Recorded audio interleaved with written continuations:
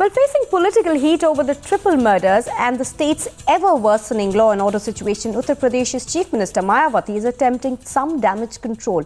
A cornered Mayawati has now proposed an overhaul to check the growing crime incidents in her state. Announcing a month-long drive against crime, Mayawati has warned the state's police force to tone up law and order or face action. But with no headway in Dr. Sachan's murder case, the Congress has trained its guns on Mayawati, saying an image makeover won't really help.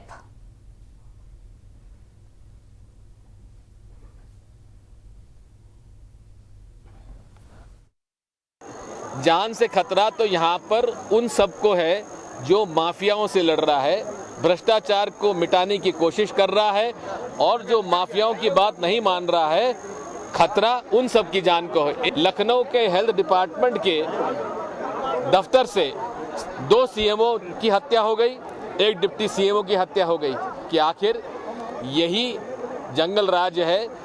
चारों तरफ हाहाकार मचा हुआ है, भ्रष्टाचार के साथ साथ अपराधियों का बोलबाला है, खुलेआम बलात्कार हो रहे हैं। संजय पांडे जो भवनी ब्लॉक में पहले थे, अब नगवा ब्लॉक में आ गए, और राजेश यादव, उनको सस्पेंड करने के आदेश प्रिंसिपल सेक्रेटरी कुंवर फतेह बहादुर के थे। ना तो उनके खिलाफ एफआईआर दर्ज की गई, उनको रीइंस्टेट करके बेहतर पोस्टिंग दे दी गई। ये जिला कलेक्टर इसमें भ्रष्टाचार में शामिल हो चुके हैं। And Pranchu now joins me on the phone line from Lucknow. Pranchu, Mayawati going in for this huge, massive image makeover. But the question is, the triple murder case, there is no headway yet. In fact, Dr. Sachan's case, there is still been no concrete investigation.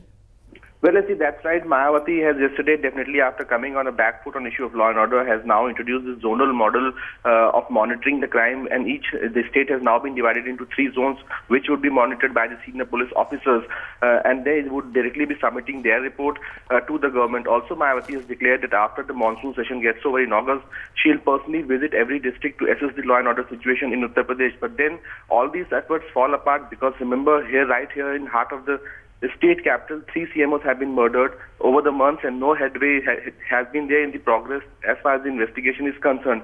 And still, what we have reported yesterday, that despite FIRs being registered against senior medicos, some of them have not been arrested or questioned or grilled till this date because they are being protected and shielded by people in power. So clearly, this is a primary issue where the government needs to answer. And remember, Dr. Sachan's murder case has become a national outpour. The political parties are taking on to the streets.